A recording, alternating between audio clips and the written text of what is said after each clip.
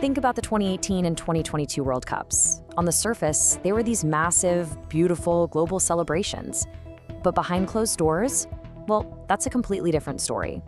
We're talking about a staggering, highly coordinated operation of secret fixers, illicit backroom deals, and just unparalleled financial leverage. Today, we're pulling back the curtain. We are going inside the hidden mechanics of the FIFA corruption machine. Now, to really grasp the reality of this system, you just need to listen to the people who are actually tracking the money. When looking at the massive budgets required just to submit a bid to host the tournament, an Australian Treasury official had a chilling reaction. He said, "What you're doing here is money laundering. You're literally just passing money from one entity to another." This wasn't funding for actual stadiums or infrastructure. No, this was simply the cost of entry to play FIFA's hidden game. Section 1. The cost of a bid. On paper, the bidding process sounded pretty straightforward, right? You produce a book, you host an inspection. But the reality of the spending was just completely disproportionate. Take the United States, for example. They reported a pretty modest $10 million budget. Meanwhile, Australia's internal request was an absolutely mind-blowing $80 to $85 million. Now, that was later cut to $48 million, but here's the kicker. FIFA placed absolutely no limits on how much you could spend and gave zero guidelines on where that money could go. It was a Wild West, completely primed for unchecked leverage.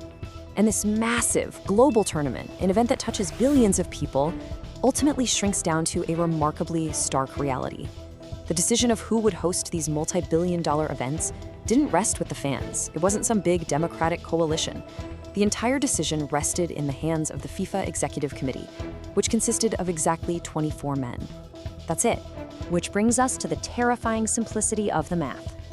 Out of those 24 men, to win the World Cup, a bidding nation only needed to manipulate 13 votes. Think about that. Just 13 votes to control billions of dollars in international infrastructure and secure the biggest sporting event on Earth.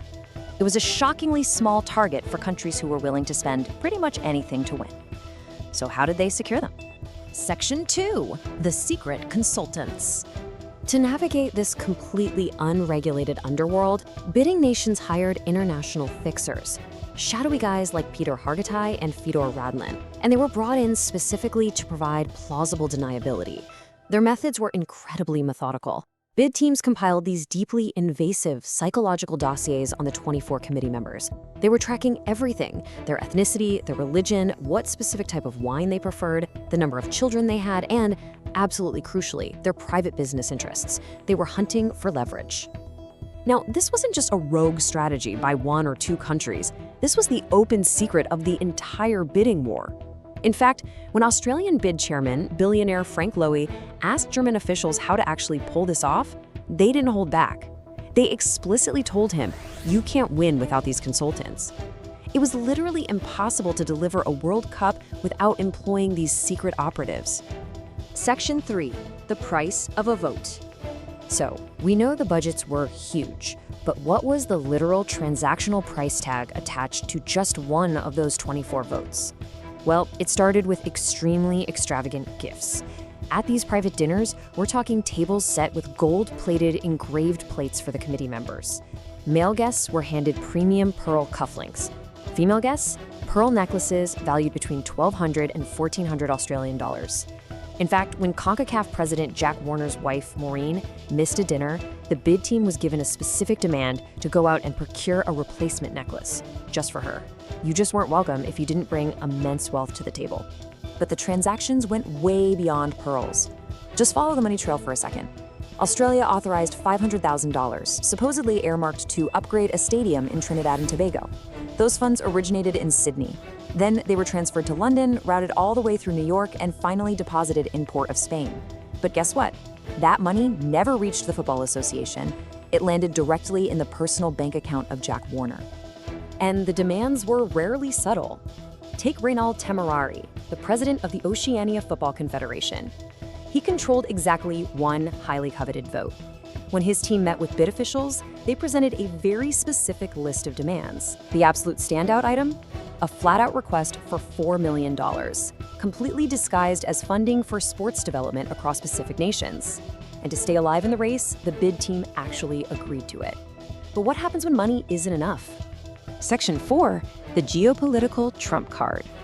As aggressive and illicit as those tactics were, desperate national bids eventually ran headfirst into a brick wall.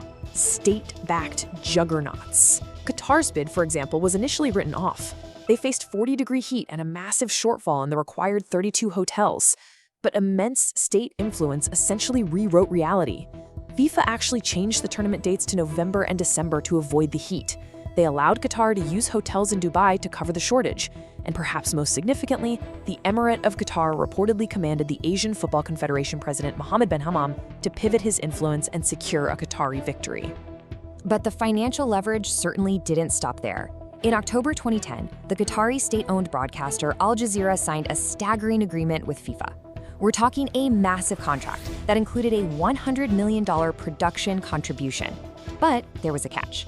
This unprecedented 9-figure sum was entirely contingent upon Qatar actually winning the World Cup bid.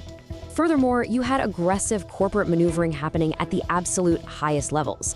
When Emirates decided not to renew their massive primary sponsorship with FIFA, Qatar Airways swooped right in to replace them, virtually without negotiation. Rival bids were so panicked by this that they desperately tried offering their own federal airline landing rights just to get Qatar to step down. It didn't work. The sheer pressure of this state-backed competition forced everyone into frantic, morally compromised alliances at the 11th hour. When warned about forming a secret backroom voting pact with Russia, Australian bid chairman Frank Lowy reportedly said, "This is what I've got to do now, and I will do whatever it takes to win." It all culminated in a truly surreal scene on voting day. After Russia officially secured the 2018 bid, secret consultants who were hired by rival nations were literally seen celebrating with vodka alongside the victorious Russians. Section 5. The House of Cards. Now, a system built entirely on secret deals and geopolitical favors is inherently fragile, and the first major domino fell just weeks before the final vote. Remember Reynal Tamari, the Oceania president who demanded that $4 million? Well, English journalists posing as American consultants arranged a meeting with him. During this massive sting operation, they secretly filmed Tamari asking for another $4 million in exchange for his vote. The footage went public, Tamari was instantly suspended, and suddenly the fragile voting math was thrown into total chaos. And that sting operation was really just the beginning of a devastating cascade of legal consequences. In May of 2015, the FBI raided a FIFA meeting in Zurich, triggering a massive wave of international indictments. By the end of 2015, FIFA president Sepp Blatter was officially suspended. And in June of 2015 and 2016, the main architects of these backroom deals, Mohammed bin Hammam and Jack Warner, were completely disgraced and suspended. They were explicitly tied to a scheme involving 25 distinct payments of $40,000 each to Caribbean Football Association members. The old guard was officially dismantled. Yet, amidst all these billion-dollar state maneuvers and FBI raids, there's this really tragic irony. After spending nearly $48 million of public and private funds, hiring secret operatives, and heavily compromising their own institutional morals to play FIFA's dirty game, the Australian bid walked away on voting day with exactly one vote. And insiders widely believe it was literally just a pity vote from Sepp Blatter himself.